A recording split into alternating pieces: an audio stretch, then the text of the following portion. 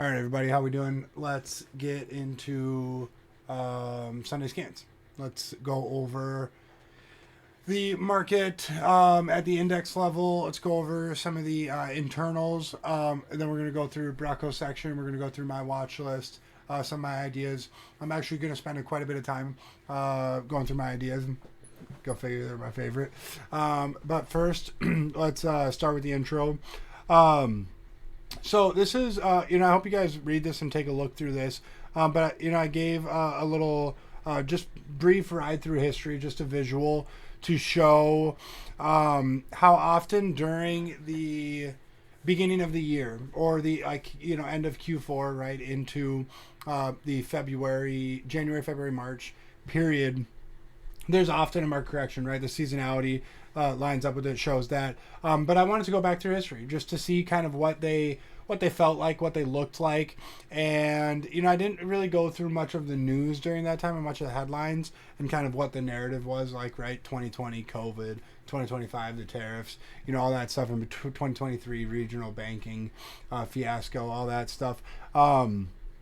And all of those I remember, but some of these, were before my time. But, I just wanted to kind of show the visual that the beginning part of the year, you can see some of this volatility and, even down below the moving averages, pullbacks to the 200-day, below the 200-day. And ultimately that doesn't end up defining the year, right? We're 6 weeks in to 2026. So far we got 46 weeks to go. 46 and a half, I guess, whatever.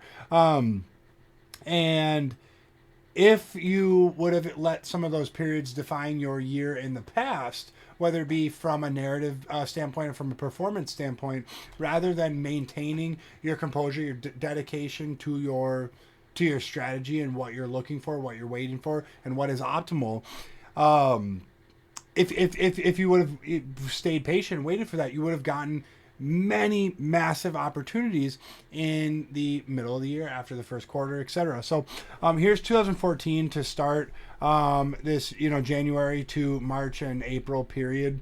You can see we're below a declining 200-day moving average, come and tap the 200-day, and ultimately end up putting in some higher lows, getting tight, and then remounting and going on a nice 4 or 5 month trend, one pullback to the 50-day, and then a little shakeout mid 2014 before highs. Here's 2015. Just a bunch of sideways chop and slop. Actually looks fairly similar to now in the way that this consolidation period has been behaving. 2015 ended up being ultimately almost entirely sideways for the most part, just kind of continued to grind chop, etc. Maybe we're in a period like that. 2016 here. So this was the beginning of 2016.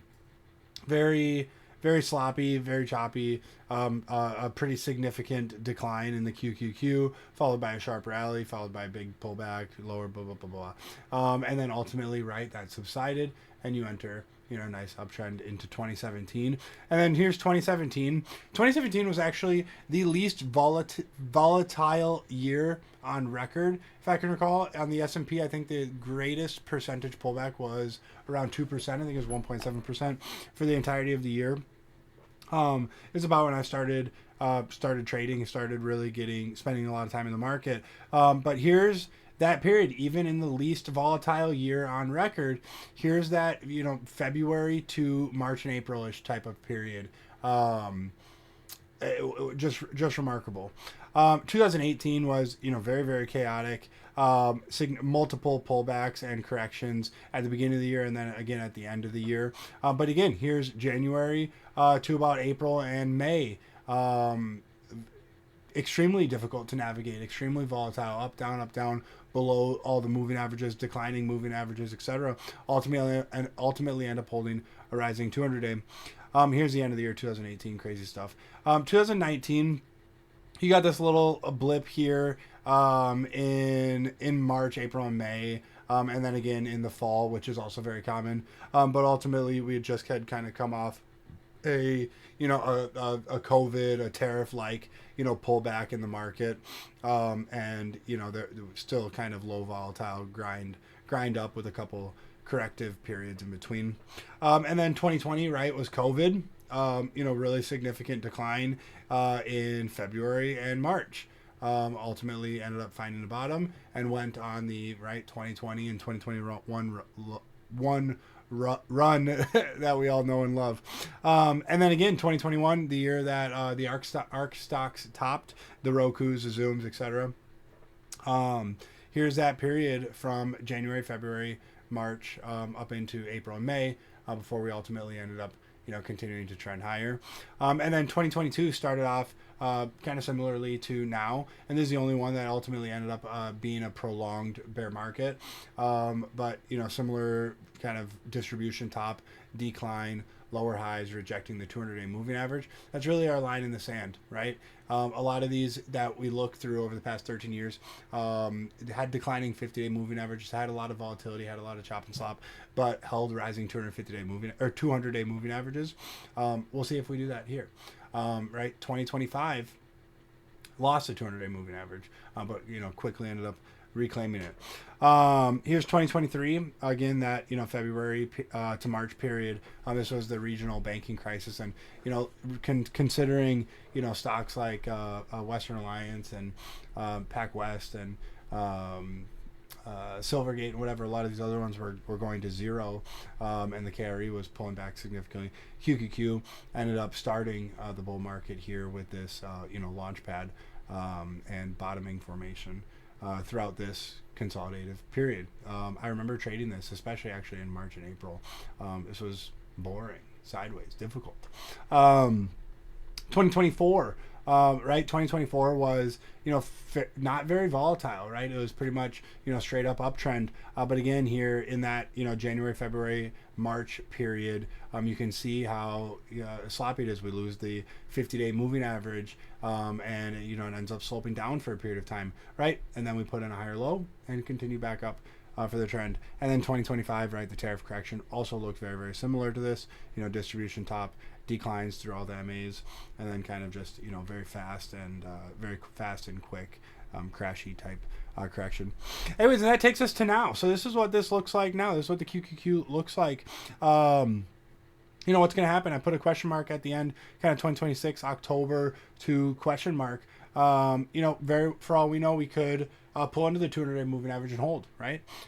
We could bottom here, a little double bottom, push back up towards the top of the range, get tight, enter, another period of prolonged uptrend.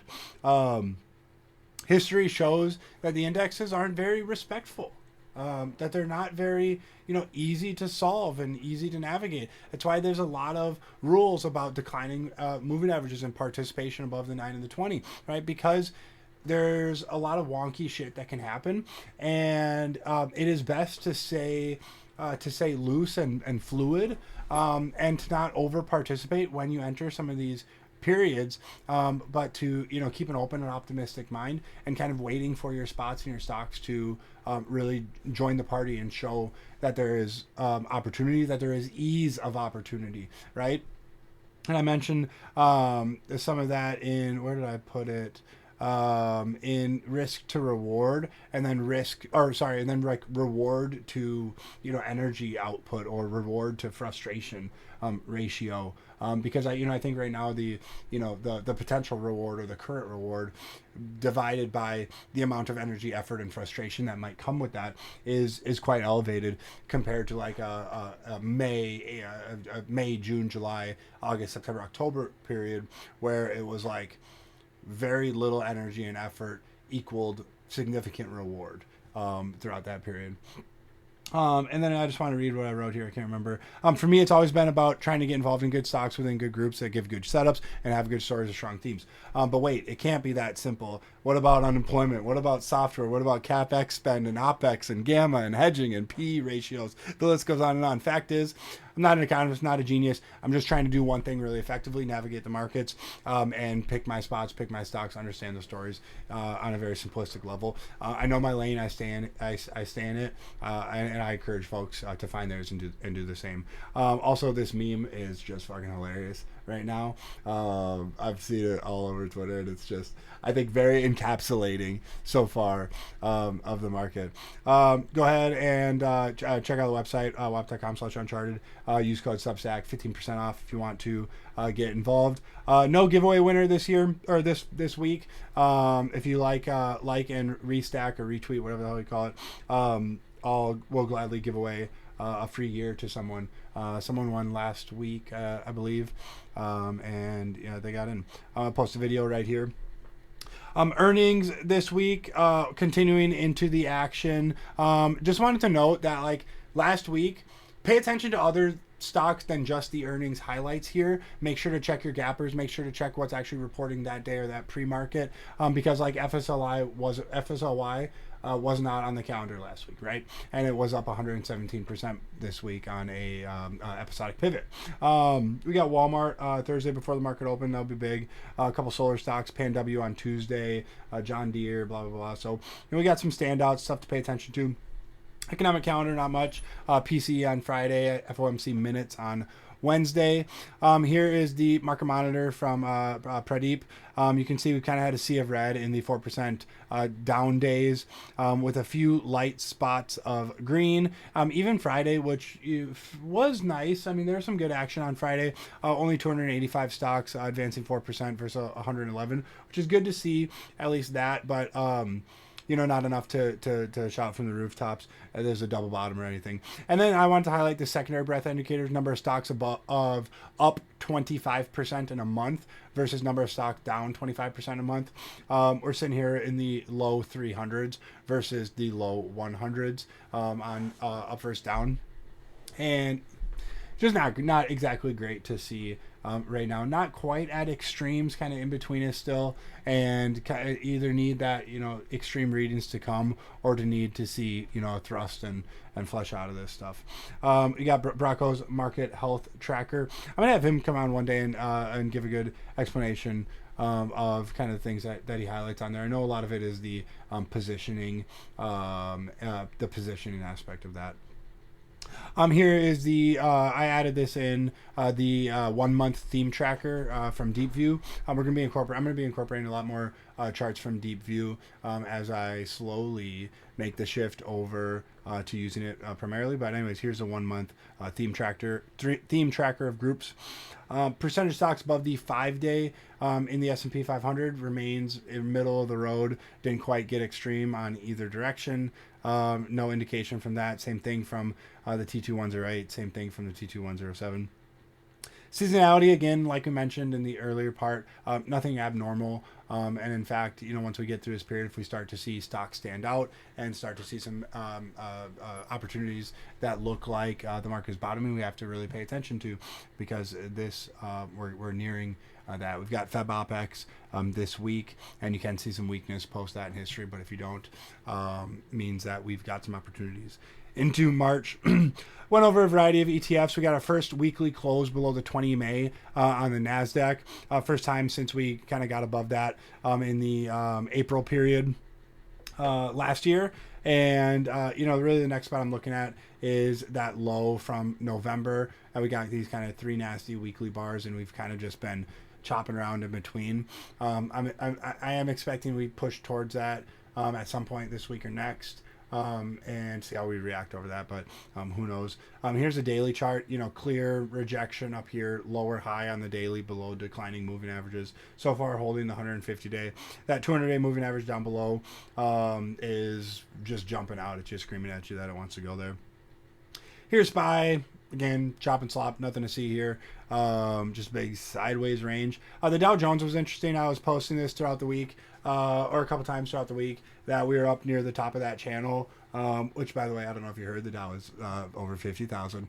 And, we hit the top of this channel that we've been trading in, and we've been kind of holding the midpoint here of this channel, and I'm curious if we end up drifting towards the bottom part of it. The mid-range of that is just the 50 SMA on the Dow. I think is what you want to pay attention to. And then IWM started to participate in the chop and slop towards the end of the week last week, pretty much all of last week, actually. This has been kind of a notable standout. We're holding a rising 50-day moving average. We're kind of still holding the previous high around 258. We did have that bearish open gap and big nasty rejection doji on IWM that we're still rejecting around 269. Worst case scenario, want to see us hold about 245 to 247, which is the notable green line breakout from the 2021 highs and 2024 highs. Weekly. Nothing to see here. Looks normal. Looks like it's just kind of consolidating, building out, gaining more steam for some highs, as long as we kind of maintain some of those levels. SMH, let's see what I wrote here. I wrote this on Friday. I'm not sure what to think of this. Obviously, it's been strong. I've got a lot of semis in the leadership basket. I got a lot of semis on my watch list. If this starts to roll over, that's probably really gross for the market. If this maintains at highs, we'll probably get more kind of sideways action, especially if we don't get software and some other groups to participate as much in like the specky techie type area of the market.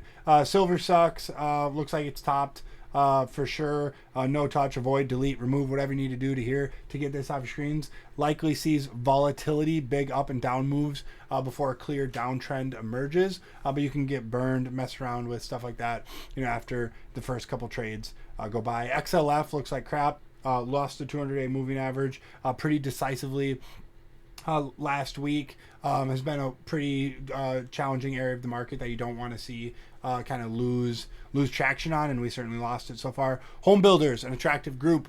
Toll, PHM, DHI, Home Depot, Lowe's, BLD, and Nail. But there's one we've highlighted a couple times on Sunday scans over the past 3-4 months. But looking really nicely. Looks like it is entering an uptrend, and these stocks are going to participate. XLE has been pretty strong out of this base. I made some comments on it over the past couple weeks. And it seems like it's entering its first consolidative period, and it deserves it, right? That's a big move. But keep in mind that it doesn't really need to consolidate that much. It's just breaking out of like a 4-year base. So it might just give a couple little blips and might maybe go for some of the sideways stocks that didn't participate as much as like XOM and CVX, etc. TAN, been a nice relative strength group. The solar stocks, having trouble kind of picking what stocks look best. Probably NXT, maybe a run, maybe an ENPH. Still watching ENPH. Staples, not fun when you get the boring old consumer staples starting to trend and push this strongly against the rest of the market. It's just not what you want to see for risk on. If you go back and look at periods where these outperformed pretty significantly, they ultimately don't end up looking the best. Healthcare, here's a weekly ETF kind of showing this little cup and handle base that we're consolidating under 160. Continue to watch stocks like Eli Lilly, AbbVie, and Amgen, and a few others. But those are probably the most highlighted ones. This defense area, you got ITA or XAR is the other ETF. Either one doesn't really matter. I got Boeing, LMT, and LHX on my list. But this looks nice. Kind of just nice relative strength, holding the rising moving averages, kind of starting to build out a base here. Keep it on your watch. Bitcoin, what I'd say, crypto not worthy of attention right now. Possible reversal extension. That Bracco traded really well back there, got out of it. Now we're kind of looking to see if this rolls over, if it bases, or if we get a wedge pop and get some participation. Who knows? The hardest part to trade stocks is in between a reversal extension and before the wedge pop. So there is nothing to do. I mean that. I get so many questions about MSTR and Coinbase and blah, blah, blah, blah. They look like crap. They're not ready. Wait for them to set up. Wait for them to put higher lows, remount the moving averages, form some nice bases, and get going. Okay? Bracco talked about just general approach stuff here. Sent out this really awesome quote from the one and only Stanley Druckenmiller. It says, "Successful trading is largely about patience rather than constant action. I mostly just sit around reading, studying, and waiting patiently for conditions to align." Only position I have right now is PL. I've got some legacy Robinhood positions, Bloom Energy, ALB, the ones I've been kind of mentioning and monitoring for the group that I sent out alerts and all that stuff. But in my trading account, I've only got PL. Got knocked out of Baidu. I have held some things probably a little bit longer than I should have from the beginning of the year, from the end of last year. I had some really good entries, really good cost bases, really good cushions. I had taken some profits and trims and. honestly, they were keeping me. This might not sound good. Some of them were keeping me entertained, right? They were keeping my hand away from buying new stuff because I had these positions in there with cushions that were trimmed, and the risk was essentially removed. I did see some pullback and drawdown on a majority of them. Baidu, right, was up at 160, pulled back to 141, give or take. My entry was 124. And core weave like that, I was up about 23% on that. Sold some of it, a couple different trims on that, and then round trip some of that. So I'm probably holding things longer than I should have. But the fact is, for the past 2 years, been rewarded significantly for that. And I know things are looking a little bit differently, but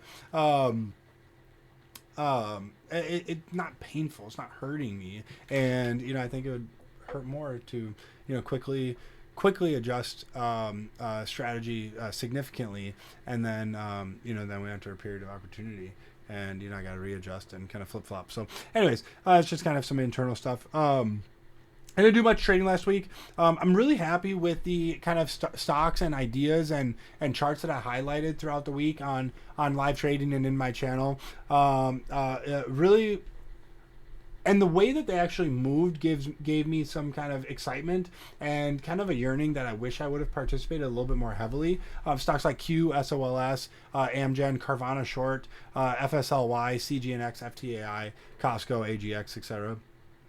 There were some really good moves, and those are the stocks that I highlight throughout the week. There's maybe a couple more, one or two more, but these are the stocks that I've posted multiple times about, and to see them kind of be on my watch list today and kind of be like, damn, I wish I had a position in a lot of these, in all of these, makes me really excited for the coming weeks. And then here, the daily reminder that I'm still frustrated that I'm not loaded to the tits in SNDK, MU, TER, GLW, WDC, Light, and others. They messed me around too much. Core, one of them, right? I was pretty lasered in on them in October, coming out and November, coming out of some of those sells, and just kind of had a little bit of trouble finding my way back in, and kind of got messed around too much. Anyways, my approach is there's stuff out there to fill up your account. I do believe that, looking through scans, they're maybe in different groups or sectors that might not have been as easy to foresee per se, but there is stuff to fill up an account to kind of get positioned, get maybe a quick trim to pay for some risk, and then kind of see what it does from there. Again, a lot of those stocks that I mentioned, the Texas Instruments, Q, SOLS, AGX, Home Depot, FTAI, FSOI, Carvana Short, Amgen, Zoom, right? Some of these things, and these aren't even like the main leaders either, like a TER, GLW, right? But I think there's stuff out there to fill an account if you're, active and really, kind of not doing the work. Like, you need to do more work if you're not finding these stocks, but because all right, I wrote it right here, the risk to reward is clearly not like super optimal, and additionally the reward to frustration / doubt is likely at high for traders. So don't force yourself, kind of maintain. People talk about protecting your capital, right? Protecting your risk, 5% drawdown, 10% drawdown, etc. But people don't talk about as much about your mental capital, right? Maintaining your composure, and that comes through, what is it, everybody? Simplification of your trading, being specific towards narrowed strategies, right? Where you're looking for 1 to 2 specific criteria for to enter the stocks, right? Let's get into some of these charts. SOLS, I've got this highlighted still. Really impressive move off of earnings. Here's where one of the spots that I highlighted it last week when it was about 64 post earnings. Really like how this dipped down into 60. Found a lot of buyers. Pushed from $60 up to about $84 last week. I really like the hourly on this. Actually, I want to pull this up quickly here because I might end up trying to just buy this earlier than I maybe should. But I like the way that this hourly is kind of building out. And, if I find, if I get like a go signal, kind of gap down red to green, or, find some buyers anywhere in this zone, and you really get like a nice hourly engulfing spike candle, a little bit of sideways maybe, I'll probably enter that. And it might not look as ready on the daily. You might not get that 9 EMA tap, that, 10 to 12 days of sideways, whatever, that I love to see. But, it's something that I'm interested in getting involved in. Q was another one. I was really looking at on this hourly launch pad that I want to bring up here for you guys. Here is Q. Here was the hourly launch pad. I'm just going to clear my chart a little bit. Bear with me here. Right here. Okay, so let's go ahead and zoom into this. But you get this nice flag here on the daily, and we'll start with the daily because everything starts within the daily chart. This is what you're coming into in the beginning of the week, and here's what you get right away Monday morning. Let's pull it up. A nice tap into all of the hourly moving averages, the 9, the 20, the 50 right here. Puts in a nice hourly higher low. Imagine that's a daily chart, right? Close your eyes. Well, you can't close it. Keep them open. Look at this chart. Imagine it's a daily chart, right? You get a little bottoming formation at the 200-day moving average, or whatever is there. You get a pretty notable pop through. You get a little sideways action. You get the MAs to align, and then you get a higher low right there, right? Everyone's slapping that if that's a daily chart, and I love navigating them on the hourly time frame, right? And here's that nice daily trend. Here's your pullback in first base. So I always like living through the candles and kind of, again, living through them as if those hourlies were dailies or 2 hour, 4 hour, whatever. FSLI, don't know how and why I'm not fully ported into this because it was just kind of really quick at open. I was looking for like a 5-minute open range breakout or 1 minute open range breakout, and it just went like 1 minute up, another additional like 15%, and then kind of grinded and trended throughout the rest of the day. And just kind of froze a little bit, to be honest, which is frustrating because I could have just essentially full ported this with the low day stop and been fine. This is an incredible episodic pivot on this, talking about AI agents, edge AI, edge compute, and all those things. And looks like a clear winner. I mean, it looks like people are scrambling over themselves to get exposure to this. And I think the first consolidation is going to be really exciting, really awesome to watch. And this could get moving for quite some time.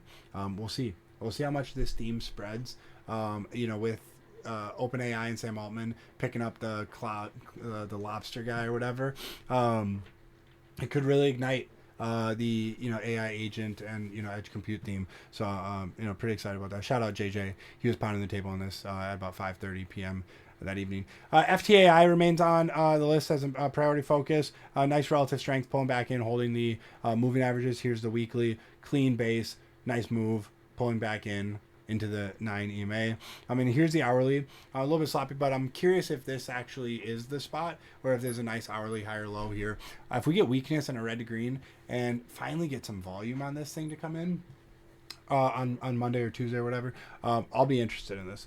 Here's ATEN. I don't fully have like 100% ready to pound the table thesis on this yet. It's a stock that I've been looking into, relatively loosely. I just want to kind of read this. I asked the Deep View Terminal to explain the relationship between FSOI, DOCN Net, and the rise of Edge AI, Edge Compute, and this was its response. A10 Network sells the traffic control and security boxes that sit in front of AI apps and edge services, helping them run fast and safe because companies like Fastly and DigitalOcean are seeing more AI traffic. Demand for tools like ATEN can also grow, so it can ride the same overall trend even if it's not the main star. I don't know, this is a stock that I like the look of.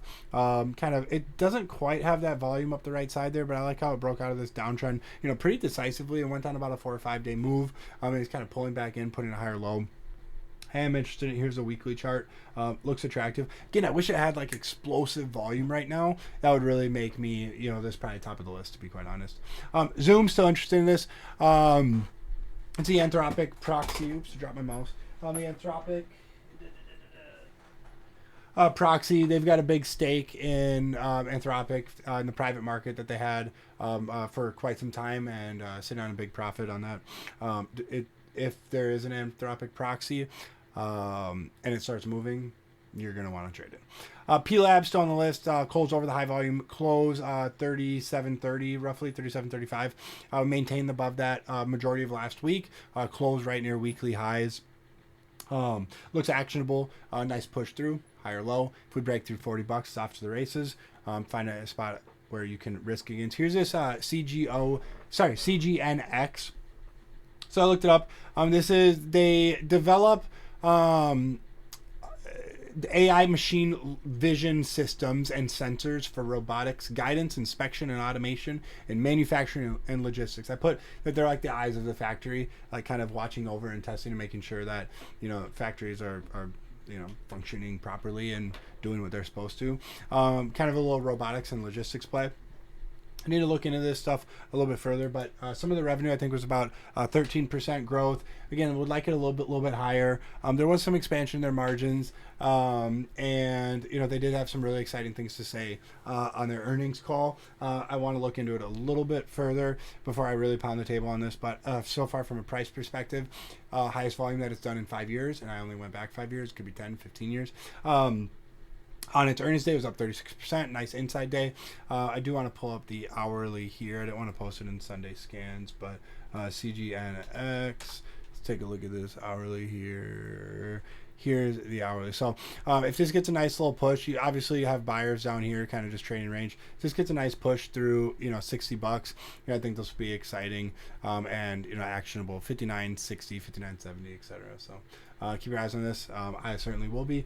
And then FPS. So there's a new IPO, Forgent Power Solutions. They design and manufacture electrical equipment such as automatic transfer switches, switchgear, transformers, power distribution units, skids, etc.